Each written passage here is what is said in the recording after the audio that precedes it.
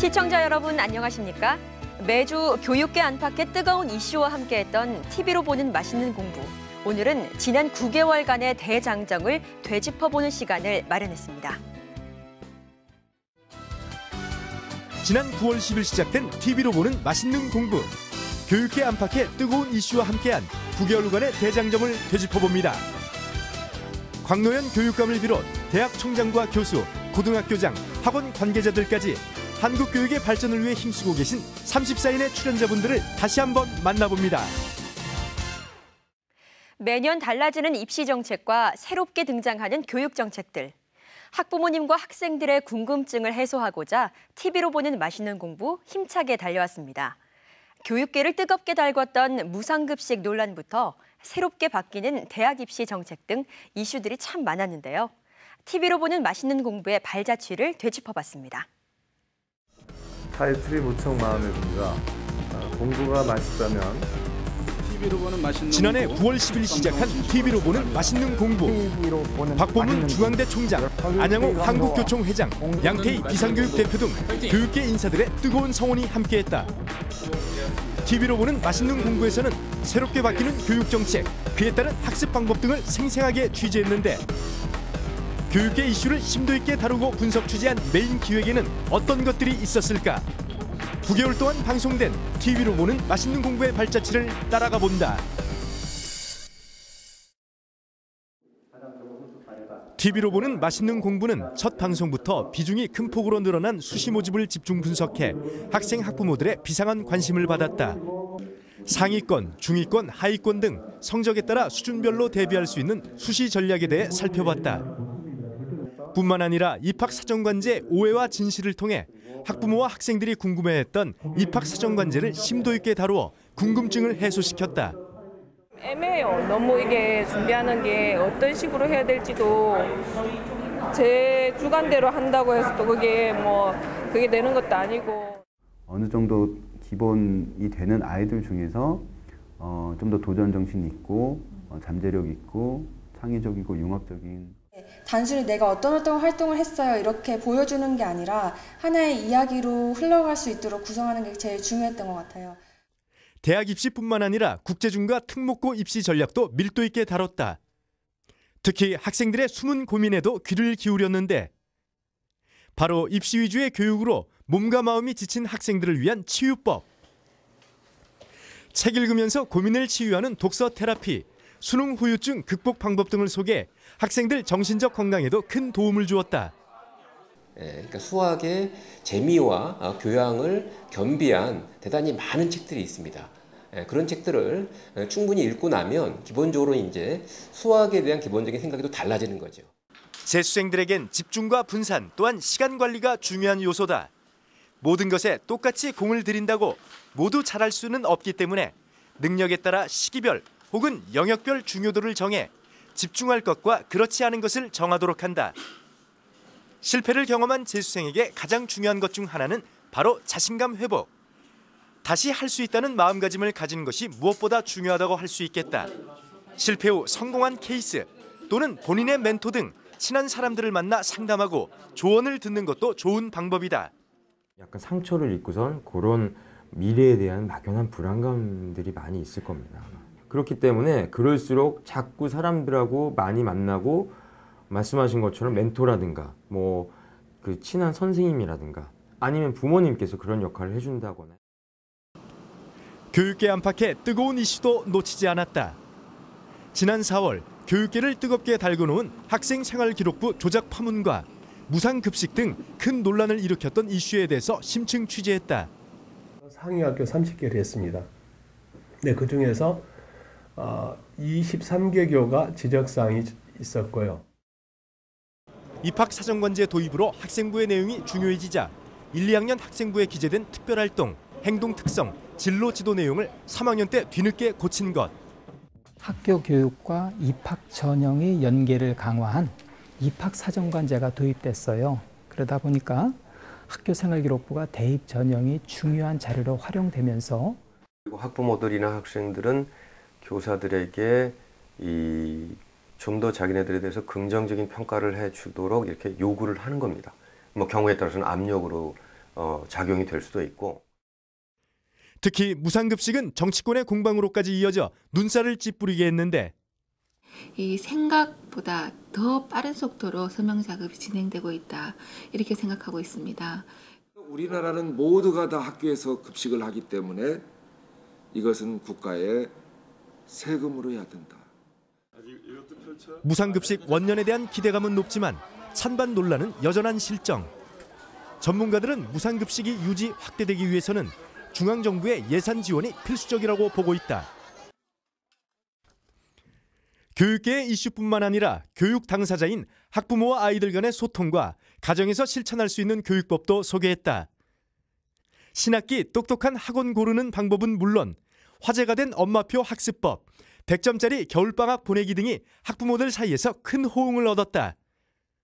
홈스쿨링은 사실 학교 교육에 대한 불신이 기본적으로 우리 사회에 있는 거고, 그렇다고 해서 이제 사교육에 의존하는 것도 사실은 이런저런 문제점들이 많이 있기 때문에 이제 그런 부모님들, 특히 어머니들이 이제 그런 홈스쿨링이나 엄마표 소위 이런 것들을 택하시게 되는데요. 이처럼 최근에 엄마표 교육이 늘면서 사교육 없이 오로지 책 읽기 하나로 국제고 명문대를 진학하는 사례가 많아졌다. 혼자 읽게 하는 것보다는 같이 이렇게 읽음으로써 아이에게 이렇게 생활의 모범적인 그런 면도 보여줄 수가 있고요. 제가 또 읽어주고 그러면은 또 아이의 이해도 빨라지고 그리고 주의 집중 시간도 길어지고 그런 점도 좋고요. 엄마가 옆에 있으니까요. 책에서 모르는 단어가 있을 때 쉽게 설명해 줄 수 있어서 좋아요. 정부의 교육 정책도 TV를 보는 맛있는 공부의 심층 분석 대상이었다. 올해 들어서 정부가 강조하고 있는 창의 인성 교육. 글로벌 환경이 매우 급변하고 있는데 이런 급변하는 환경에 적응할 수 있으려면은 기존의 그 지식보다는 지식을 활용하고 창출하고 이렇게 할 수 있는 유연한 능력이 필요하다라고 판단하기 때문에 저희가 창의 인성 교육을 강화하고 있고, 또한 창의 인성 교육 강화를 목표로 서울 시내 초등학교의 중간 기말고사는 사라지고 수시로 학습 능력을 평가하는 수시평가로 바뀌게 된다. 이에 따라 사교육 시장의 판도 변화가 예상되는 바 놀이나 체험을 통한 수업 방식 등을 미리 소개해 반향을 일으켰다. 관찰평가하겠다 또는 과정평가를 하겠다 이제 이렇게 수시평가 제도로 많이 바뀌고 있어서 학교 성적에 있어서는 본인이 이제 그 서술형 평가로만 했을 때에는 서술 평가는 본인이 1등이다 이런 얘기를 많이 해요. 아이들도 그렇고요. 어머님도 역시 그런 면에서는 탁월하지 않아요. 9개월여 동안 달려온 TV로 보는 맛있는 공부. 달라지는 교육 정책을 심도 있게 분석해 교육의 당사자인 학부모와 학생들을 위한 똑똑한 대비법을 알리고자 힘써왔다. 교육 현장을 누비며 우리 교육의 문제점도 확인할 수 있었다. TV로 보는 맛있는 공부의 열정이 한국 교육 발전에 좋은 자양분이 될 수 있기를 기대해본다.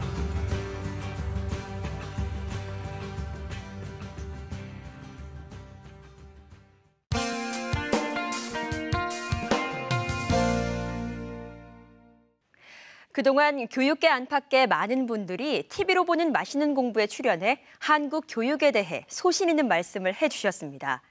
교육 혁신의 상징이 된 광노현 교육감을 비롯해 대학 총장, 고등학교장, 직접 학생들과 소통하는 사교육 대표들까지 정말 우리 교육계의 중추 역할을 하고 계시는 분들이 다 나와주셨다고 해도 과언이 아닌데요. 한국 교육의 발전 방향을 함께 고민했던 그분들을 다시 한번 만나봅니다. 지난해 9월 조선일보 교육 섹션 맛있는 공부가 6주년을 맞이함과 동시에 TV로 보는 맛있는 공부 1회가 시작됐다. 어린 학생부터 대학 입시생까지 폭넓게 교육의 정보를 제공하고 알찬 내용을 제공해주는 TV로 보는 맛있는 공부. 다양한 교육 정보와 내실 있는 편성으로 사교육비 감소와 공교육 강화에 큰 기여를 하리라 기대합니다. 특히 TV로 보는 맛있는 공부의 인터뷰 코너인 한국 교육을 말하다가 큰 인기를 끌었는데 한국 교육계를 이끌고 있는 저명 인사들이 우리 교육의 현재를 진단하고 미래를 얘기해 큰 반향을 일으켰다. 출연한 인사들은 총 34명, 함께했던 시간을 되짚어본다.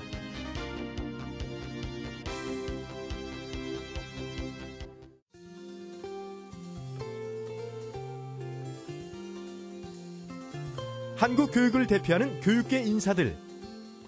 교육 혁신 바람을 일으키고 있는 광노현 서울시 교육감을 필두로 한국교총 안양옥 회장, 한국대학입학사정관협의회 임진택 회장 등이 출연해 우리 교육 현실에 대해 이야기했다.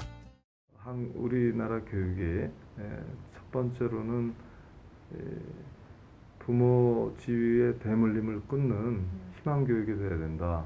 학교는 한 사람도 포기하지 않고 끝까지 무한 책임 교육을 해야 된다. 또 세 번째로는 아이들이 즐거워야 되는데 그러려면은 좀 창의성, 창의력을 북돋아주는 그런 선진국형 수업 또 아주 인격을 존중해주는 선진국형 체벌 없는 생활지도 교육, 이것이 반드시 이루어지는 혁신 교육을 해야 된다. 우리 교육의 우수성이 세계적으로 인정받고 있는 만큼 교육의 질적 향상을 위한 사회 전반의 인식 변화가 필요하다는 의견도 제시됐다. 한국의 교육은 잘 아시다시피 오바마 대통령도 얘기하는 한국의 교육에 벤치마킹을 하려고 하는 나라가 대한민국에 전 세계적으로 많습니다. 그만큼 질적으로나 양적으로 매우 우수하다는 것을 우리가 인정을 해야 됩니다. 우리 학교 교육의 질적 수월성을 높이 평가하고 또 아울러서 교사의 열정을 좀 만들어가는 그런 긍정적 분위기를 만들어야지. 국제적으로 보면 한국 교육이 참 잘하는 부분이 많다는 그런 평가도 받고 있습니다. 그래서 이제 우리가 잘하는 부분은 잘하는 대로 잘 유지하면서 우리가 부족하고 좀 잘 못하는 부분은 우리가 좀 바꾸도록 그런 적극적인 그런 노력을 해야 되고 그런 노력을 하는 과정에서 교사들의 어떤 그 생각의 변화, 또 우리 사회에서 교사들을 대하는 그런 또 어떤 생각의 변화, 이런 것들이 중요한 게 아닌가 싶습니다. 모든 개혁과 변화에는 어려움이 따르지만 변화의 중요성에 대해서 모두 공감을 표시했다. 유아 초등 때부터 대학 입시를 목표로 하는 그러한 기본 정신이 깨지지 않는 한 아마 이 한국의 교육은 큰 변화가 없지 않나 그렇게 생각이 되고요. 어떤 반대가 있더라도 정말 교육 문제 하나만은 분명한 목표를 가지고 소신을 가지고 밀고 나가야 될 필요성이 있다고 저는 믿고, 또 지금 현재 이명박 정부가 추진하고 있는 교육 정책들이 그런 목표와 또 그런 또 효과를 곧 나타낼 수 있으리라고 저는 그렇게 믿고 있습니다. 학교에서는 학생들이 지식, 내용만을 터득하는 것이 아니라 그것에 기반해서 활용할 수 있는 능력을 길러주는 교육으로 바뀌어야 된다고 생각을 합니다. 분명한 목표 속에서 변화를 추구하는 교육의 방향을 기대해본다.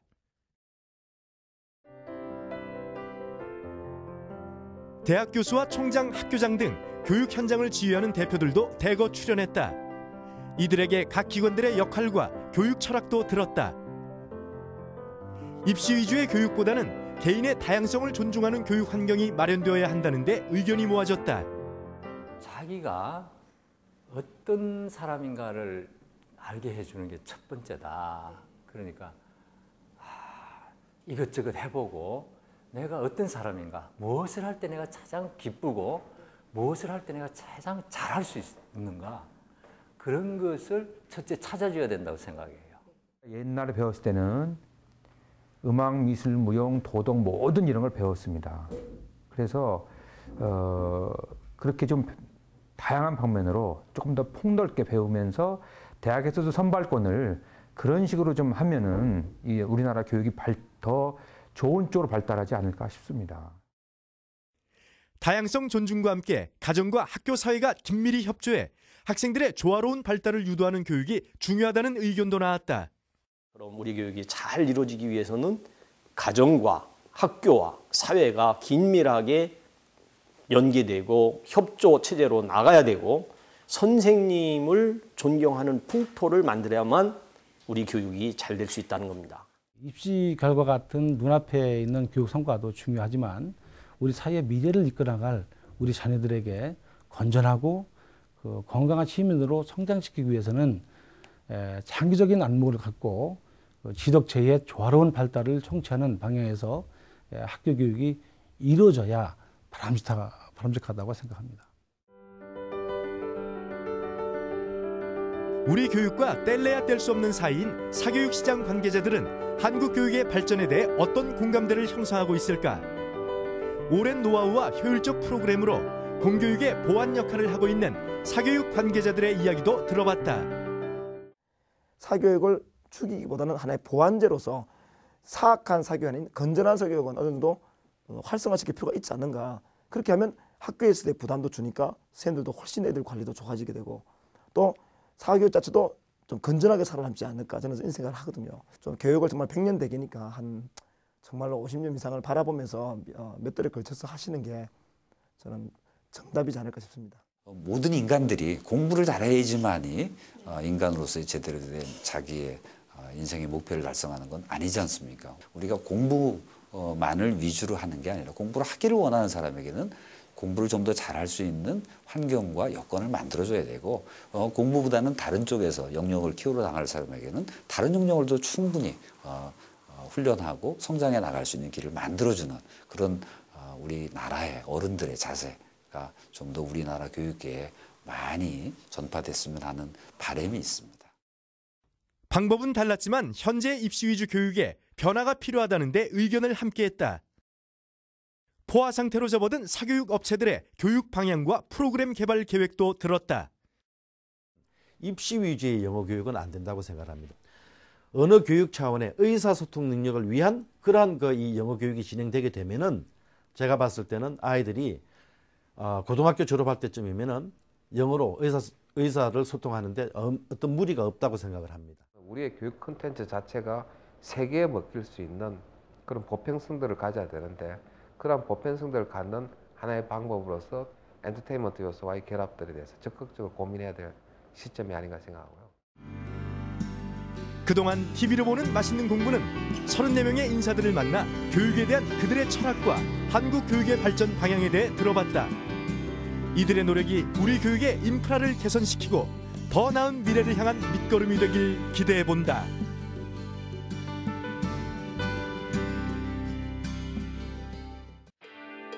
교육을 통해 자아를 실현하고 사회의 보탬이 되는 인재로 성장하는 일, 우리 모두의 희망이 아닐까 싶습니다.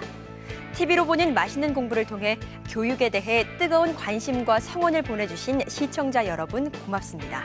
안녕히 계십시오.